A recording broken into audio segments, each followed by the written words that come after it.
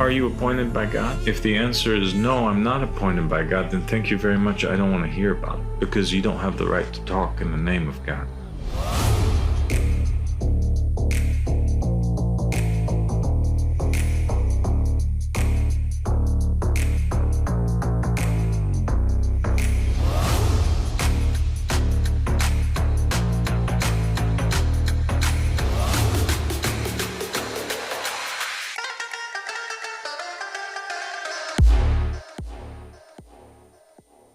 Assalamu alaikum wa rahmatullahi wa barakatuh. Hello and welcome again to another episode of Where is God Today?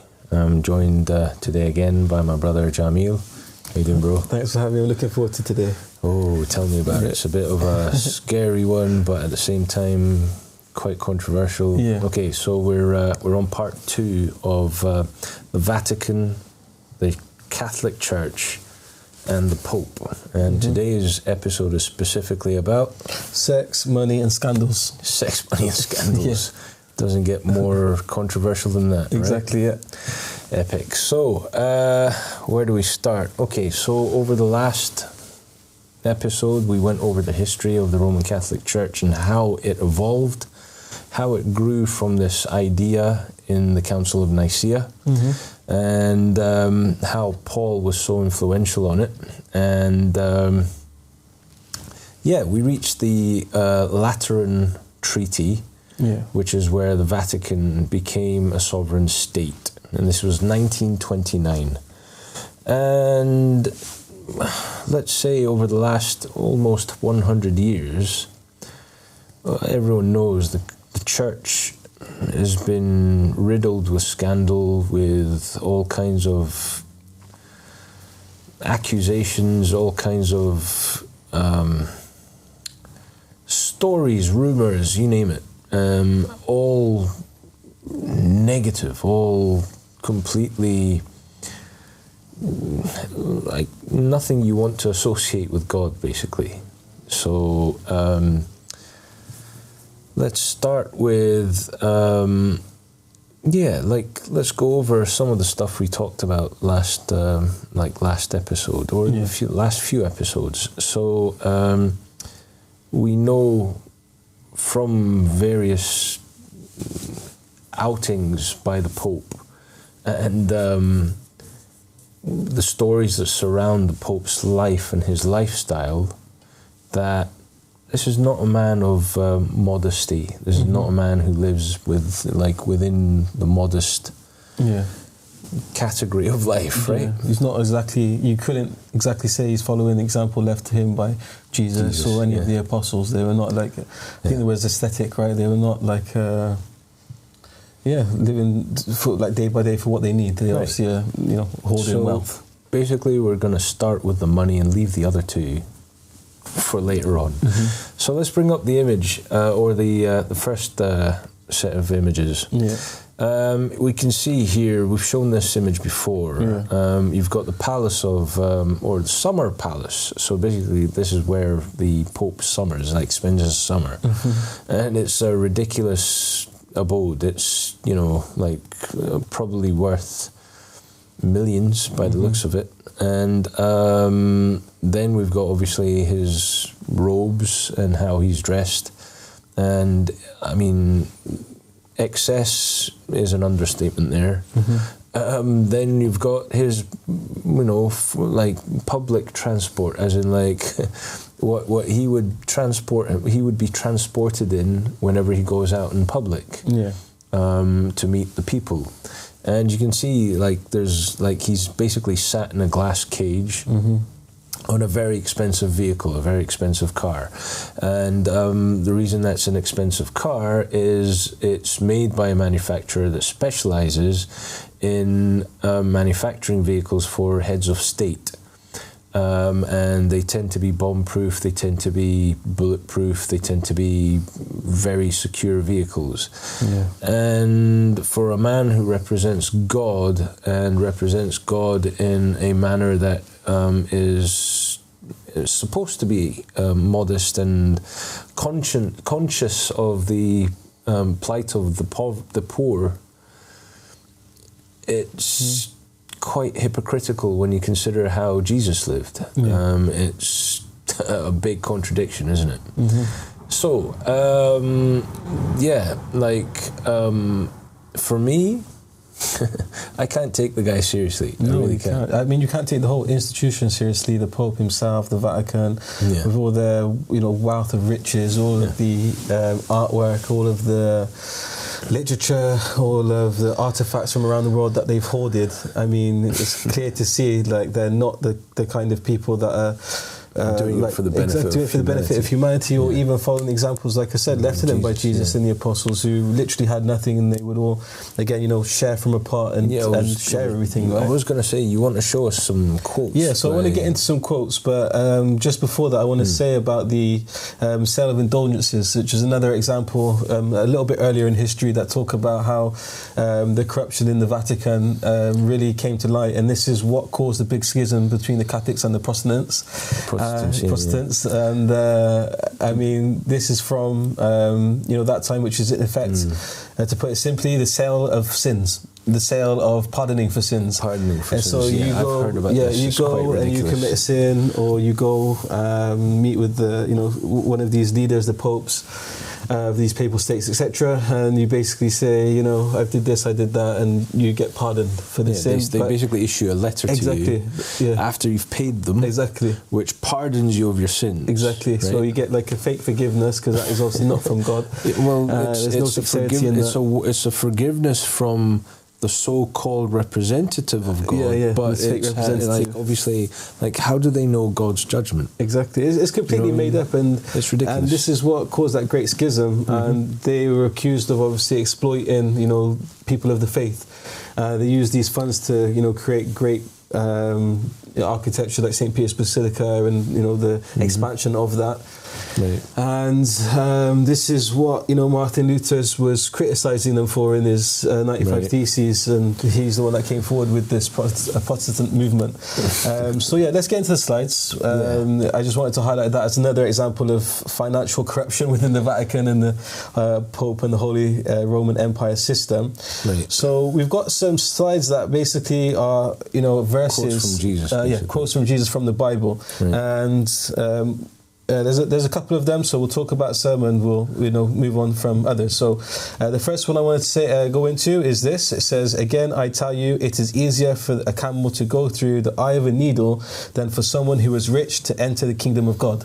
Right. This one's one of my favourites because it has that great imagery. A huge camel through the eye of a needle. I mean, that's extreme. It's impossible. It's impossible. Let's just put it plainly. It's a powerful image. Exactly. It's something that, when you begin to imagine it and you see that, okay, so it's easier for a camel to go through that than a rich man to get into heaven. Exactly. It just makes you think, okay, so what's a rich man and how do they conduct themselves? And wow, okay, so they've got more, wow, the context is insane, isn't it? I think it's because, obviously in every day and age, if you look at the lifestyle of Jesus, he came to the poor, he came to the downtrodden, he came to the fishermen, the working class, he came to people that needed him. He didn't come to the rich Pharisees, he didn't come for the rich people in that time. And to the rich people, he said things like that. He said, go out and sell everything and follow me. Yeah, that specific story, from what I understood, is it was in reflection to the response that Jesus got from the wealthy man who had approached him and asked him to join his caravan. Yeah. And Jesus gave him the response, peace be upon him, go and sell everything you own, give it to the poor, and then come and join my caravan. Exactly, right? So that guy obviously was disheartened by this, and it made him basically walk away. He turned his back on Jesus and joining his caravan, essentially to hold on to his wealth. Exactly, right? And I think that exact point leads us into the next verse or quote on the same slide. So it says, "No one can serve two masters. You cannot serve both God and money." Yeah, that's very familiar because Abba Sadiq from His Peace said the same thing recently. Exactly, and that's, again, very powerful. A man from God will say something like that because that man himself only serves God. He doesn't Exactly. serve anything else. He doesn't care about the material. He doesn't care. And in serving that God, that singular, that, you know, that one entity, there is no other master. Exactly. You know? So, yeah, that's amazing. Exactly, and obviously money is the pursuit of power, you know, dunya, this worldly life, which obviously Jesus money becomes your master. exactly, and that's what Jesus was here in opposition of, Right. which is again a nice tie into the next verse and quote from the same slide, which then says, "Blessed are you who are poor, for yours is the kingdom of God. Blessed are you who are hungry now, for you will be satisfied, obviously, in heaven." Right. So they're saying, so that then ties into what you just said, because the people whose their master is the money and this worldly life and power in this world, obviously they're not going to be, you know, They're not caring for exactly, God. They're and they're not only going to be in interested heaven and you know, satisfied as the poor will be, who are, you know, the downtrodden and you know, are looking for these rich people to help them, and obviously are not getting that help. They're not looking. They're not. That's the thing about the poor. They don't really. They don't expect help. Yeah.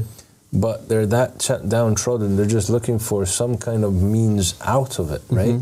So that's the thing. The rich person is supposed to help them without being asked. Yeah. Right. It's like a social responsibility. Right. Literally. And on that level, who's doing that? We hear of, like, you know, philanthropy here and there. Yeah. But it's mostly done for either publicity, Exactly, or a tax write-off. Thank you, producer. Yeah. Or something on that level where there's some kind of self-gain. Exactly. In return for the so-called philanthropy. Exactly. Right? It's just ridiculous. It's just a really hypocritical and two-faced practice from a lot of these rich people, because if they really wanted to give to the poor, then they would really give to the poor. They would be able to come together 100%. And fix these things. And you know, Abu Salih alayhi salam, from his peace be upon him, said to us that, you know, if they really wanted to fix the world, they could. If you look at people like Jeff Bezos and Amazon, who have delivery networks worldwide, if you look at people like McDonald's, KFC, who have food production companies worldwide. Elon Musk. Exactly. If you have people like Elon Musk, who has like AI technology and robotics and etc. etc. Twitter, bought it for $40 billion. Exactly. Right? If all of these guys came together with all the wealth that they have and all of the means and infrastructure and connections and network, etc., etc., they could solve world poverty could solve easily. Pretty much all of the world's problems in terms of famine, poverty, and that is a big shocker, because they are doing philanthropist works, but they're not actually doing anything to really fix the problem. It's like putting a band-aid on, you know, like having your arm cut off. It's not adequate. It's not enough. And it's like, this is the thing, like with the wealth they currently hoard and own, they could easily go out and like solve that tragedy of 700,000 people dying every month from starvation.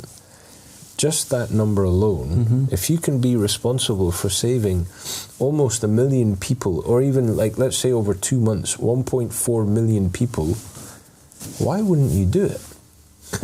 What could possibly be your reason for not doing it? I mean, it's not in your interest. It's not what you've been working your life for. Well, you're not here for them. You're here for yourself. Obviously, I mean, it's clear when you look at their lifestyle. Like, why wouldn't you? For us, we think like this, but for them, but to have to call yourself someone with a conscience, and to know that you've got the means to do that. Yeah, okay, let's put it this way, right? So the majority of people live on like $1 a day or $2, like we're talking about the poorest of the poor, right? They live on like $1 a day. On a global scale. Yeah. They live on like $1 a day, $2 a day, right? $2 a day, 1.4 million people, that's $2.8 million, right? To someone with $1 billion, what's 2.8 million? Like, that's like, for you and me, if I've got £1,000, it's like a tenner, like £10. Right? It's crazy. Like, what? Yeah. I mean, it's ridiculous. But obviously, you know, it's actually less. Wait a second. It's like £2, £3 out of £1,000. Yeah. Bro, that, like, see, in that context, it's like a meal deal. It's a crime. It's an actual crime. It really is. It really is. What? And I mean, I don't mean to laugh or to make fun of it, but it's just it's just so beyond me. Like, yeah, that's the point. That's why it's such a big deal. Exactly. Anyway, we'll get back to the slide. So, another verse from Jesus in the second slide, third slide, second of these two.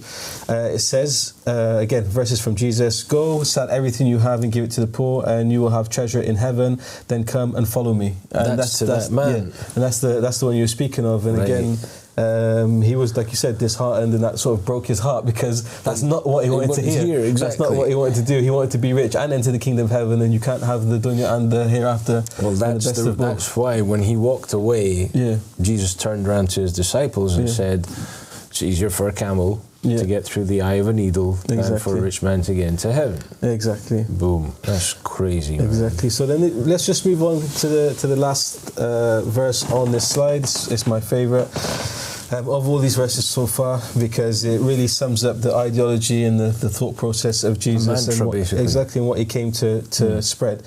So it says, "Then Jesus told his disciples, 'If anyone would come after me, let him deny himself and take up his cross and follow me. For whoever would save his life will lose it, but whoever loses his life for my sake will find it.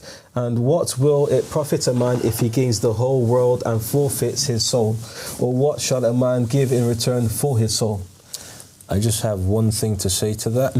The pictures we just showed of the Pope. Yeah. Do you think he's followed him with his cross, or do you think he's gone, you know what, I'll live lavishly? Yeah, I think he had the cross, then he covered it in gold, embezzled it with a few gems and diamonds, and put it in the back somewhere, sat on his big golden throne. Got someone to carry it for him. Exactly, yeah, he's not going to carry his cross. Boom. And then, sat in his big golden throne and put his big fish hat on. And sat in his little car. Exactly. Got driven around. Exactly. Bro, he's got a butler, man. He's like, did Jesus have a butler? No. Exactly. I mean, they have their own banking system. Oh, like, that's something else. We're just right now just talking about the Pope himself, right? The guy. Yeah. So, like, obviously he's living the life of a sovereign, like a king, basically. He is the king of the... He really is now, a king. Everything else in that system, the Vatican system, serves him. Exactly. And that's the point. As the producer just told us, the Vatican is a sovereign state. Exactly. Like, this is why we're doing this show. It's like, as in these particular episodes targeting the Vatican, the Roman Catholic Church, and the Pope. It's utterly ridiculous for anyone to believe that this represents God.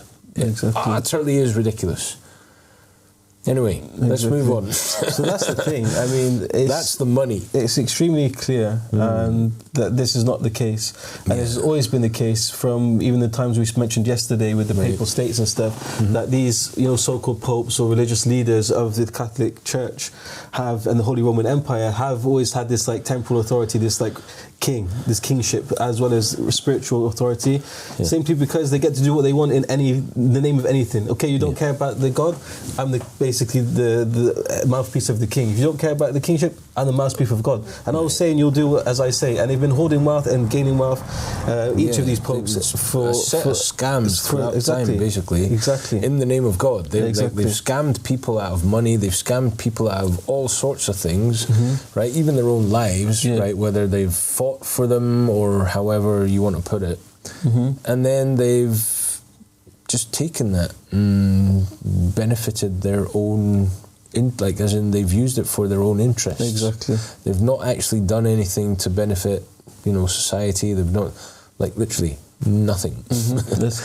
So, before we carry on, by the way, I want to tell you all that this is broadcasting live across Europe and Africa, and you can call us on the numbers on the screen.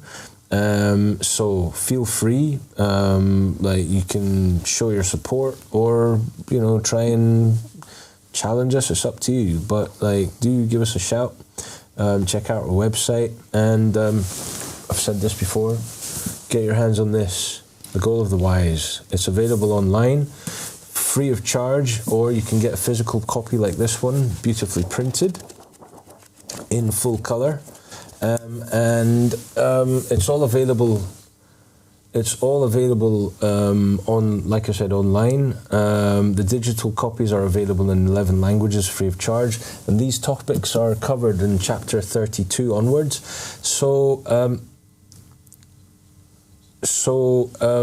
Investigate, please, challenge us, question us, whatever. Like, just make contact and see what we're really, here to do.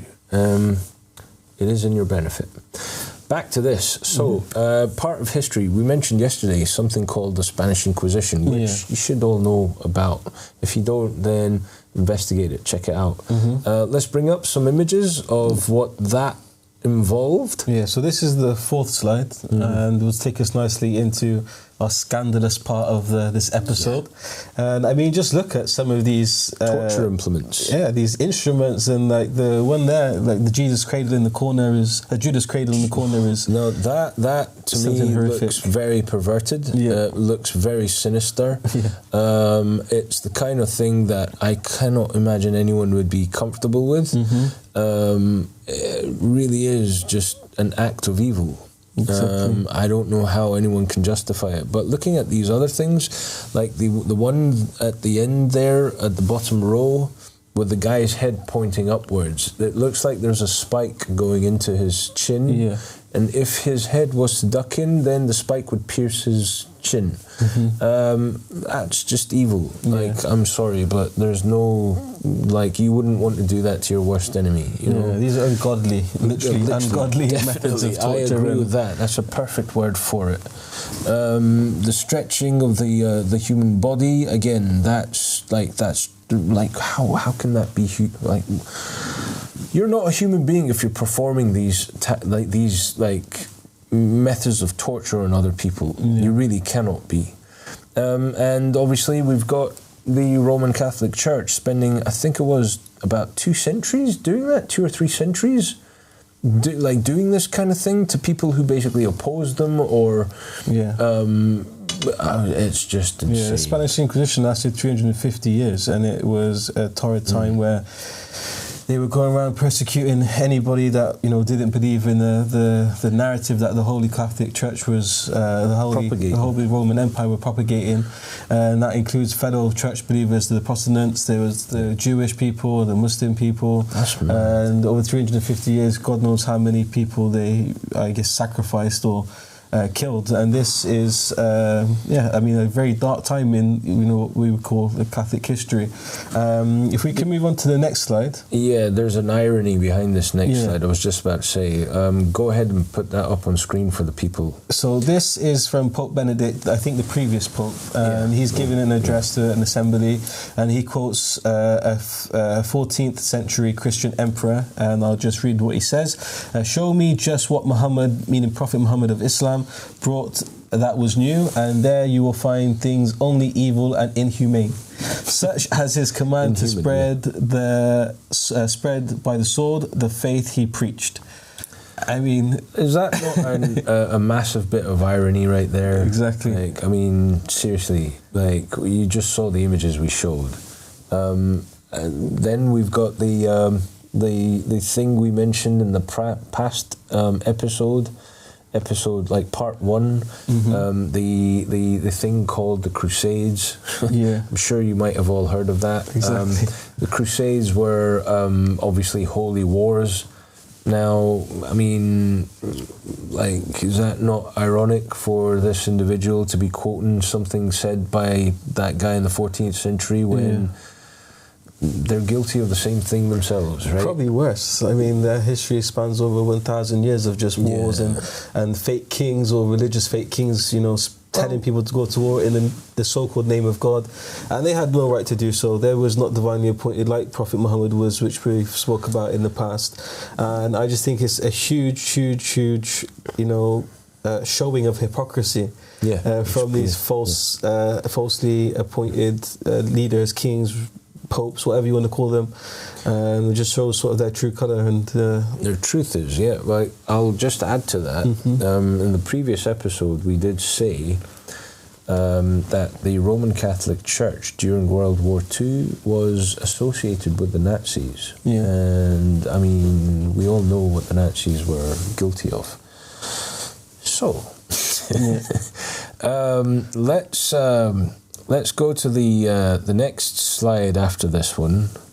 In this slide, we're in obviously modern day, and these are news clippings from various scandals and so on associated with the Roman Catholic Church, and they're mainly scandals connected to sex abuse.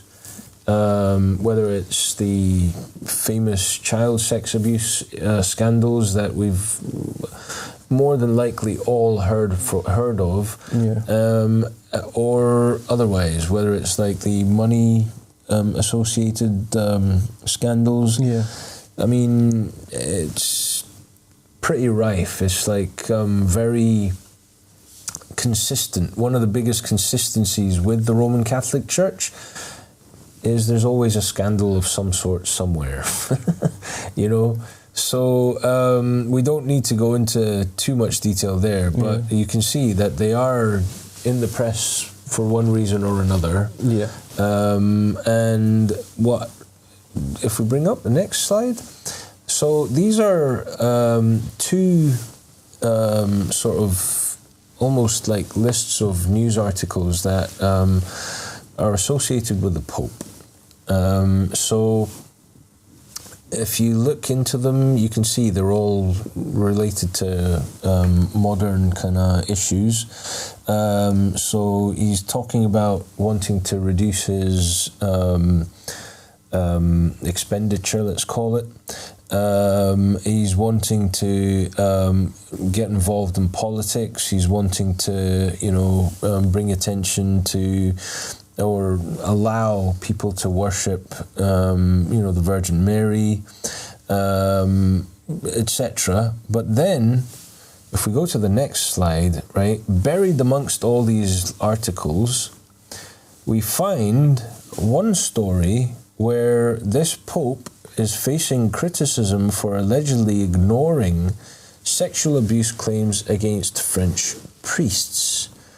Now, the priests all are under his sort of, literally authority.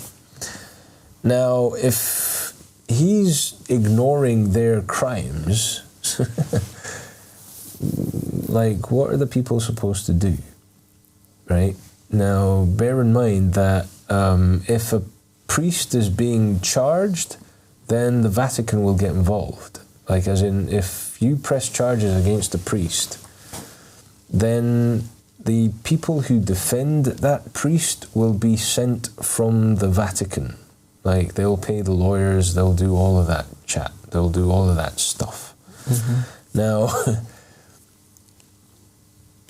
it's funny how that story is buried amongst all these other stories, because as far as I'm concerned, right, the Vatican will have a very big press office making sure that they don't look bad. And that makes them look bad. Exactly. You know what I mean? You have a case of Marshal Martial, which was a scandal in the 2000s, where he is the founder. He's the former founder of the Legionnaires of Christ, and he was accused of sexual abuse, drug trafficking, fathering multiple children, which is obviously something that the Catholic Church frowns on. Yeah, frowns on in the apparent. And despite the allegations, he was heavily protected by Vatican officials until basically it came to a point where they couldn't sort of hide it or protect it no more. Yeah. And then again, this Pope Benedict the 16th had to come forward and publicly condemn him, because I guess the pressure was too much, not because they cared, because it's something that they're all it's like to save face, it's something that they're all involved in. Why is he going to try and suppress it for so long and then eventually come out once? Like, obviously it's to save face. It's to say, it's like saying, oh yeah, I'm not associated with that man. And I know nothing of his crimes, but obviously he works for you, so I mean, like, you must have know to about know. it somewhere. You know what I mean? Yeah. And if you're sending people to defend him, I mean, how can you not know about him and his crimes? Exactly that. It's very illogical. It doesn't make any sense, right?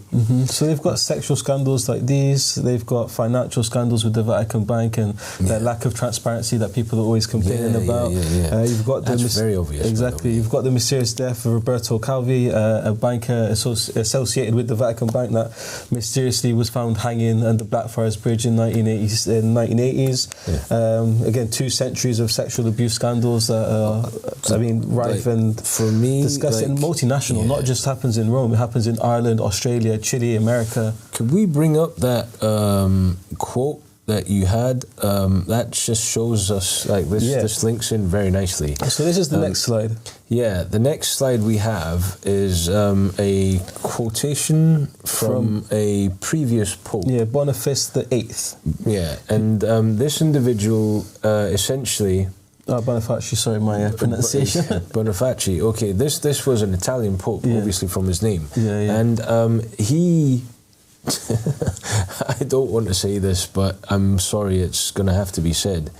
He's basically trying to justify paedophilia. Exactly. Basically.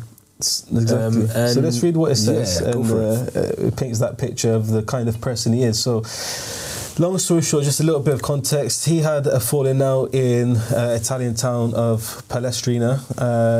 Basically, it was a personal / political falling out, which really a Roman Catholic Empire Pope shouldn't be getting involved with personal and political matters. They should be, pertaining to godly matters, right? God, right? Yeah. Exactly. So basically, in the light of this falling out, he basically massacres the entire population of this town. And then he indulges in menages, sexual relations with a married woman and her daughter, and became renowned through Rome as a shameless paedophile. And he famously declared that having sex with young boys was no more a sin than rubbing one hand against the other. I mean, there's various sources online. You can go and check this out for yourself. But I mean, this is the kind of person that was elected in the 14th century, the 13th, 14th century, and that had thousands of followers, millions of followers, and influence on this time the Papal States, many different countries, Spain, France, Italy itself. Bro, and this is the kind of people that really they're following. Does leave you speechless. Exactly. I mean. How shocking is that? Exactly. And he's not the only one. You have that same Pope, the same Pope I mentioned earlier, again, covering up all of these sexual scandals, and instead of issue an apology or some sort of acceptance. They've all been doing it. They say that for at least the last 200 years. Yeah, this is some sort of targeted campaign against us. Instead of against all of the evidence that's come to light, come to the table from the Vatican leaks and all of this sort of disclosure. They're still to this day basically defending themselves and making excuses and saying no, this is some propaganda against us, or at least attempting to justify themselves. That's exactly I actually cannot think of anything more sinister than that. I mean, where'd you go from there? To be sort of abusing the innocence of a child for some kind of self-gratification on any level. Bro, you're not human. You're demonic. You have to be demonic. If you're not demonic, then why? Oh my God! I actually say this. I really do believe this. If this kind of person represents God, then I don't want that God. I don't want that God at all. I really don't. I mean. Sorry, but it's not a God worth worshipping. And you know what a scary thought is? If this is something that has survived until this day, 700 years plus, can you imagine what they've kept secret and has not come to light? If this is the stuff that's coming to light. I wonder what the Vatican's vaults contain in terms of accounts and. Exactly. We know we know there's definitely associated links to the mafia. Yeah, high-ranking officials. You have this thing with the Masonic Lodge, which we haven't got time to get into today. But again, a lot of sort of sex rings with the kind of stuff you see online about Bohemian Grove level stuff. There's high-ranking officials, their own versions. Yeah, exactly. Priests, high-ranking officials, people with high-ranking level elites, what you could call the global elites, or. Well, they are part of that bracket, aren't they? Exactly. Of global elites. Like Exactly. the Pope. Exactly. The Pope is a very, very sort of highly revered world leader. Yeah. And rubs shoulders with all the other world leaders, and is also part of a, let's call it a secret sort of table of individuals that control the world. Yeah. But that's a completely different subject for another day, for sure. Right? And let's just show this next image. Yeah. This is was crazy. Unbelievable. Yeah. It really is. Let's just bring that up. So yeah, 10th and final slide. You know that expression, a picture speaks 1,000 words? Exactly. So this, what we can see here, is called Fazzini's resurrection. Yeah, maybe forgive my pronunciation, but Fazzini's resurrection. In this picture, you can see the grandiose of it. It's at least roughly around 40 feet wide and 30 feet tall, and this is behind the same Pope that I've mentioned multiple times today, Benedict the 16th, during an audience with the members of Interpol in the Vatican Audience Hall. And I mean, if you look at it, I hope you're watching on a big screen, because the details of this thing is kind of scary. This is supposed to be Jesus. This is supposed to be depicting Jesus in a resurrection scene. But like, he looks like he's holding on to 2 devil horns, and he has bat wings, and his head looks like the head of a snake. And I don't know what these things are underneath him, but they look like some sort of demons or satanic-looking creatures. My understanding or my interpretation of that is this is him being resurrected after death, right? Yeah. So all these things that are looking like ghouls are supposed to be dead souls, or the souls of the condemned, those who are in hell or on their way to hell. And Jesus obviously is coming back from all that. Now, the fact that this is behind the Pope and his 2 top, I think, cardinals, and then there's the guard on the right and on the left. Yeah, looking like court jesters. Right, and they're there with spears, literally. And the fact that as you said, it's such a grandiose image, and it's so over the top, basically. Yeah. But that sculpture behind him, I don't know if it looks like a sculpture to me, but that behind him, I'm sorry, but that doesn't look godly. That doesn't look like something you would want, to show people, to make them believe that you are from God. Absolutely. That to me is very, very, there's only one word for it. There's only one word for it.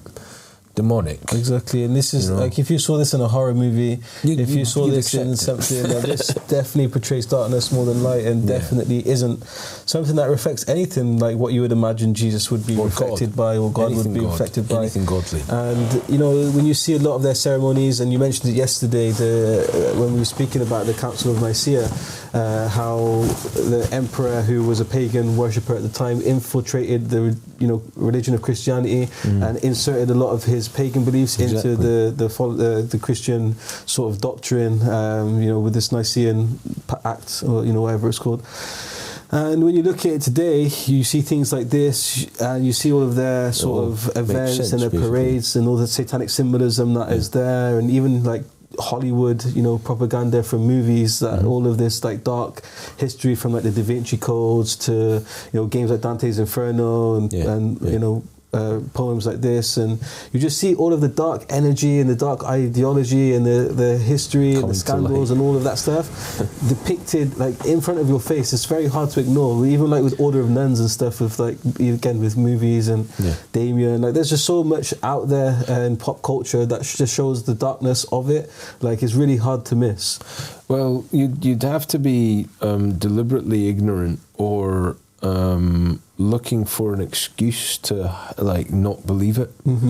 But anyone with any level of sort of sanity any level of sort of honesty, you can't deny it. You really can't. And if you were to deny it, then you're just kidding yourself. You're actually fooling yourself, or trying to make something that it's not. Make it into something that it's not. And that's just.